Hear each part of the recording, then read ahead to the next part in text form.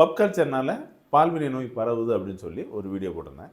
அது கீழே ஒருத்தர் கமெண்ட் என்ன கேட்டிருந்தார் அப்படின்னா, அந்த காலத்தில் ராஜாக்கள்லாம் பல பெண்களோட தொடர்பு இருந்தாங்களே, அப்போ அந்த ராஜாவுக்கோ இல்லை அவங்களுக்கோ இந்த பால்வினை நோய் வருமா வராதா அப்படின்னு.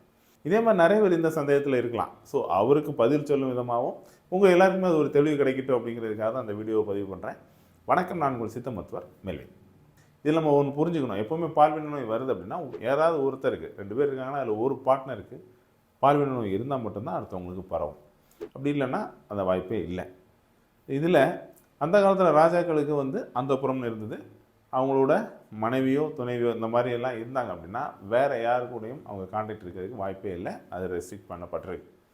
ஸோ அவங்களுக்குள்ளே யாருக்காவது, ஏன் ராஜாவுக்கு வேறு விதமாக ஏதாவது ஒரு இன்ஃபெக்ஷன் இருந்தால் மட்டும்தான் அவங்களுக்கு பரவும். ராஜாக்களுக்கு இந்த மாதிரி நோய் இல்லவே இல்லை அப்படின்னு சொல்லி எந்த லிட்ரேச்சரும் இல்லை. அவங்களுக்கும் வர வாய்ப்பு இருக்குது. அதனால தான் அந்த காலத்திலேயே சித்த மருத்துவத்தில் மேக நோயின்னு ஒரு தனி டாபிக் வச்சுருக்காங்க. இன்றைக்கி சிஃபிலிஸ்னால் நம்ம அன்னைக்கு கிரந்தி, கொருக்கு நோய், கொனோரியா இது எல்லாமே எக்ஸ்பிளைன் பண்ணிட்டாங்க.